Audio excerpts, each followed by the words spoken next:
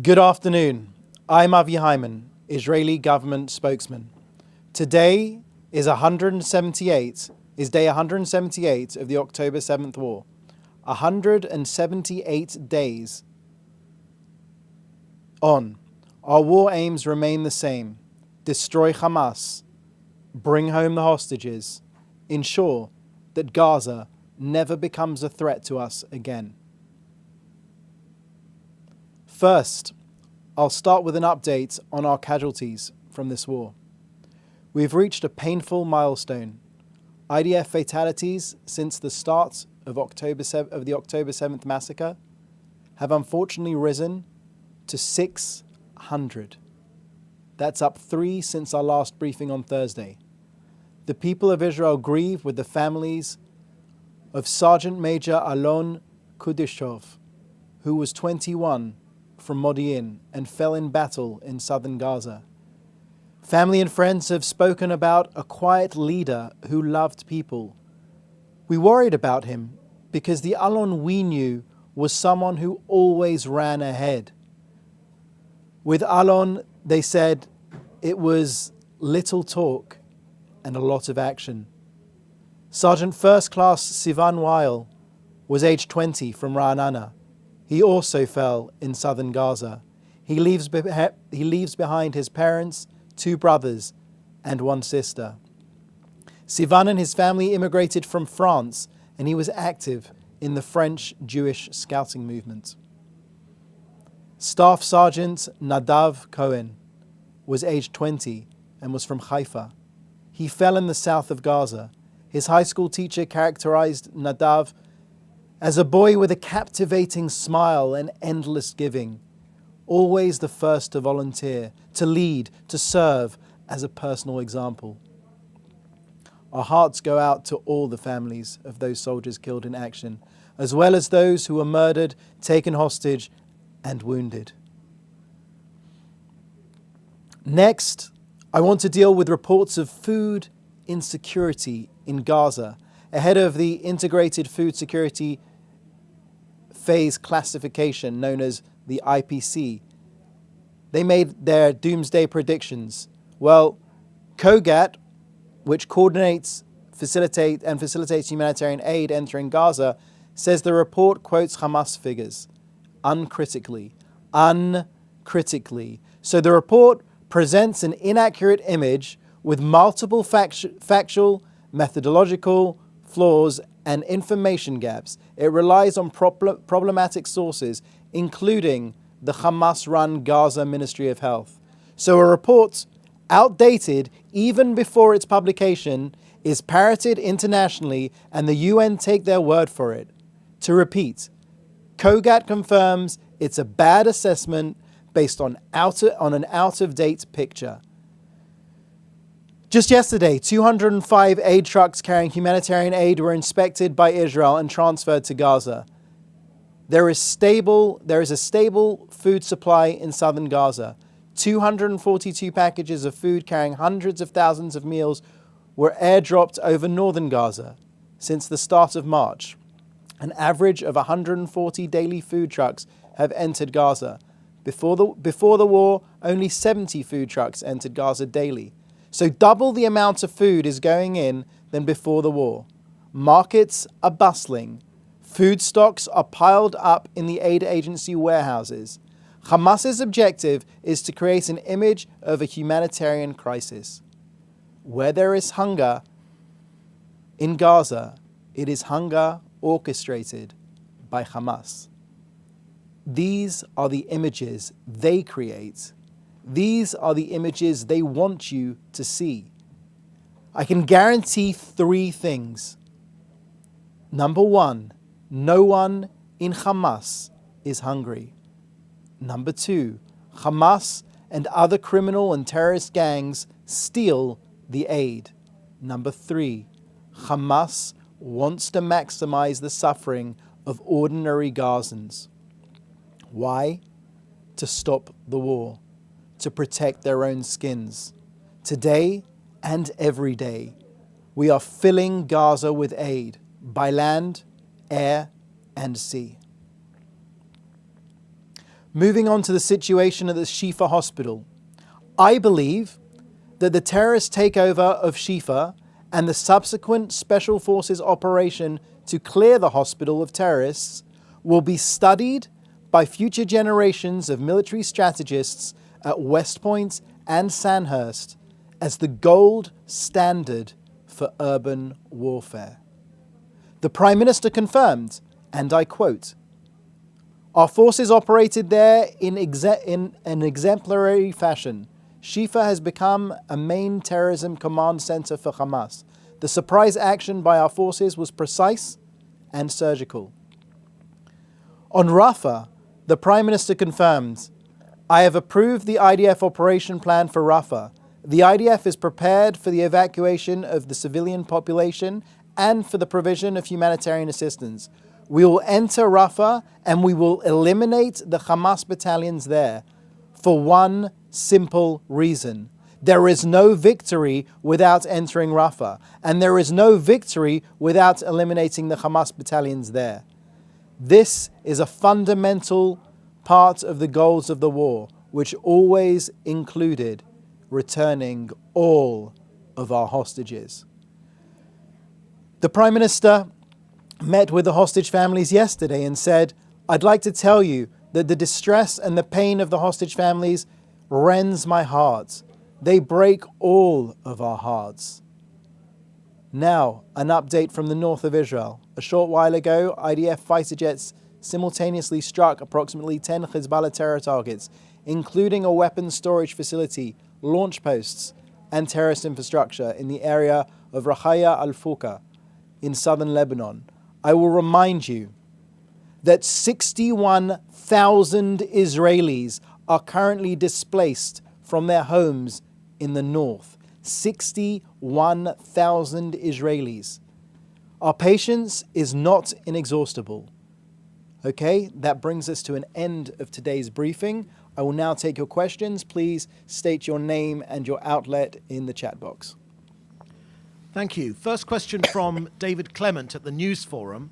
The Gaza Health Ministry is saying the death toll from the war is now over 33,000.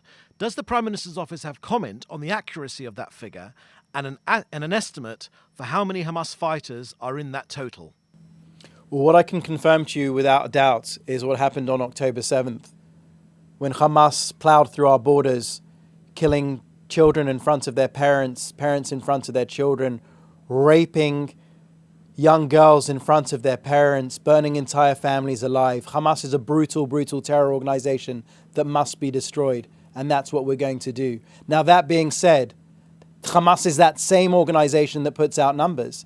Hamas is that same organization which has a reason to put out the numbers. It is their very modus operandi to say that the more civilians that people think have lost their lives, the more likely it is for Hamas to stay in power. That's what they want, to stay in power.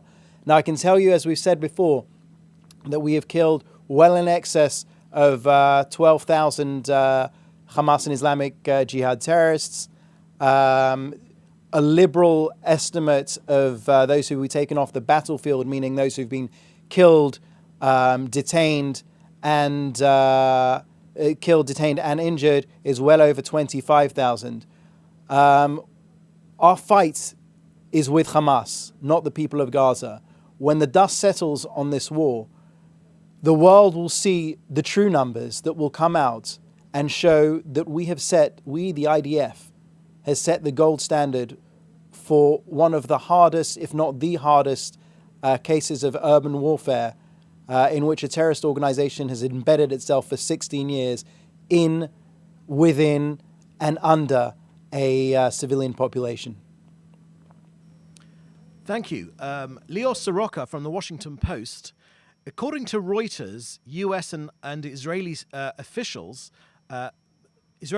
will meet today virtually to discuss the operation in Rafah. Can you confirm it?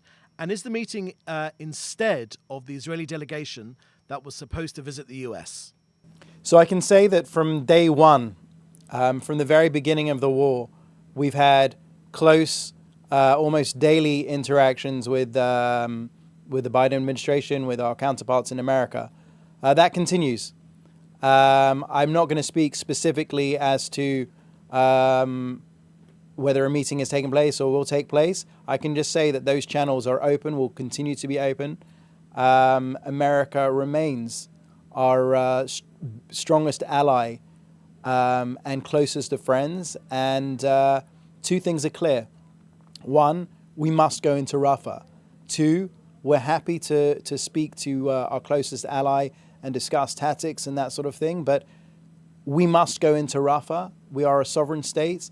There are 4 of the last Hamas battalions in Rafa, and they must be eliminated for the sake of the children of Gaza and for the sake of the children of Israel. Thank you. Question from Jay Ludden from NPR.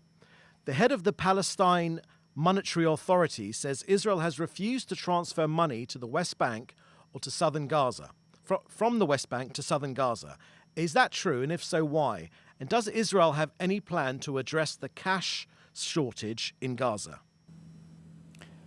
So I'll say 2 things. Firstly, I have seen those reports, but that is a question that should be directed at the finance ministry. And I will say, as far as cash flow is concerned in Gaza, what I can tell you is that when the IDF has raided multiple Hamas outposts, including Yahya Sinwar's personal bunker, we found millions of shekels there, and many dollars. So we know that Hamas has money. We know that we're going after that money, and I have nothing more to comment on that.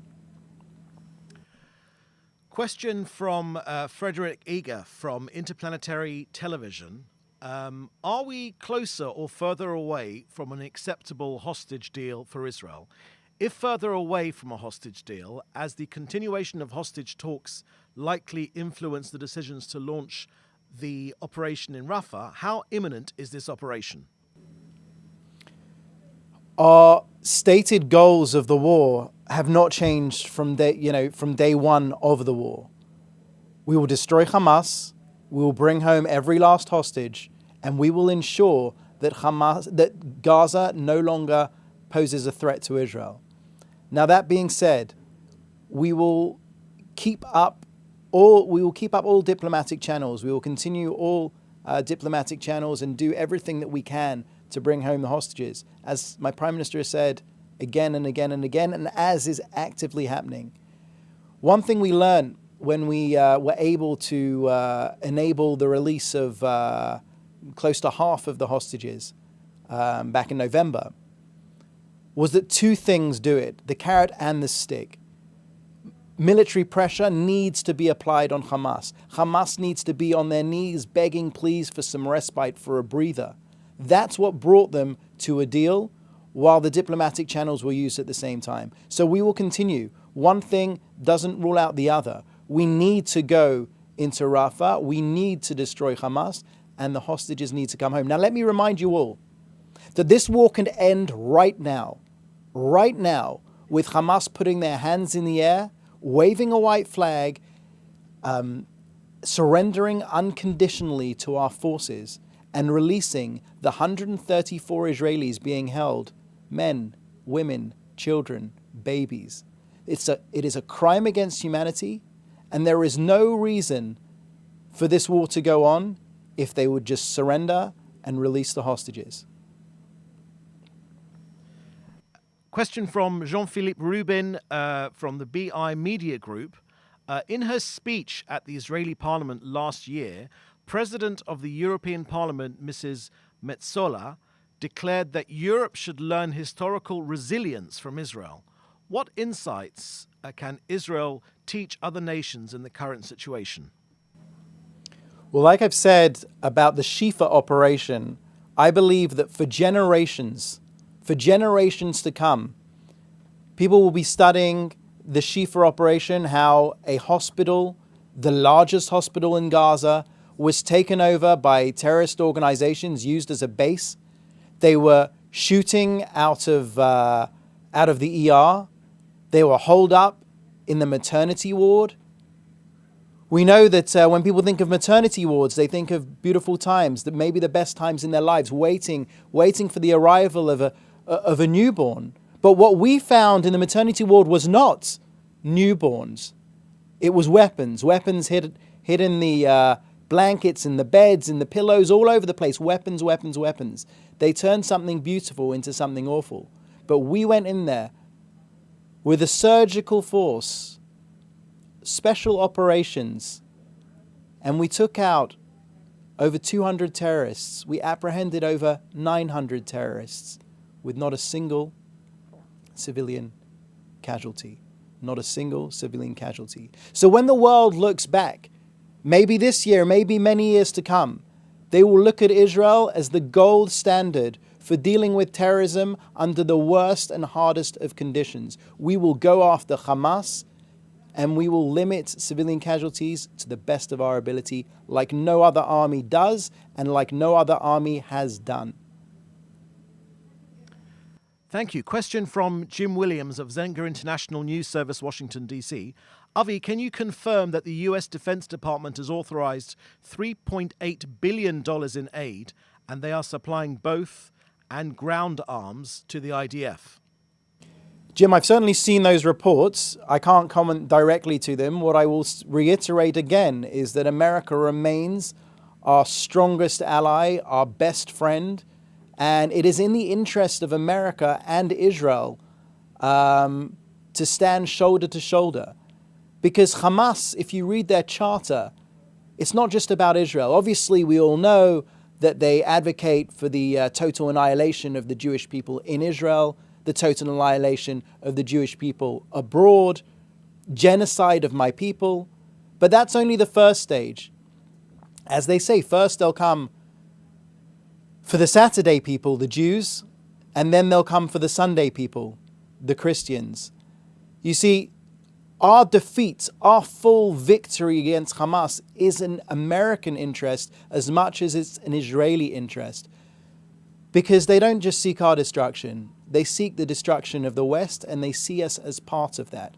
Or to quote the Iranians who bankroll them all, they see us as the little Satan and America as the great Satan.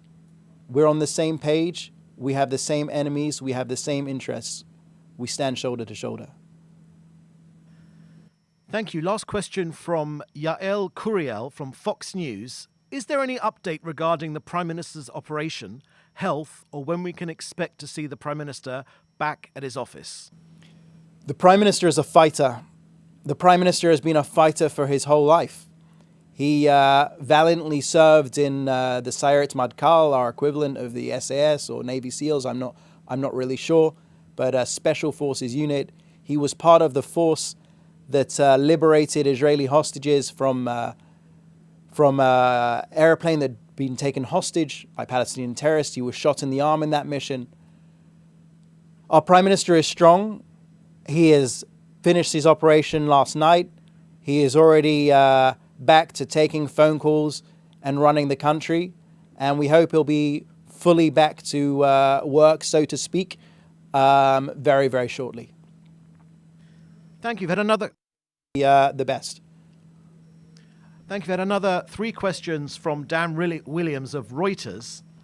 Why does Prime Minister Netanyahu intend to shut down Al Jazeera in Israel?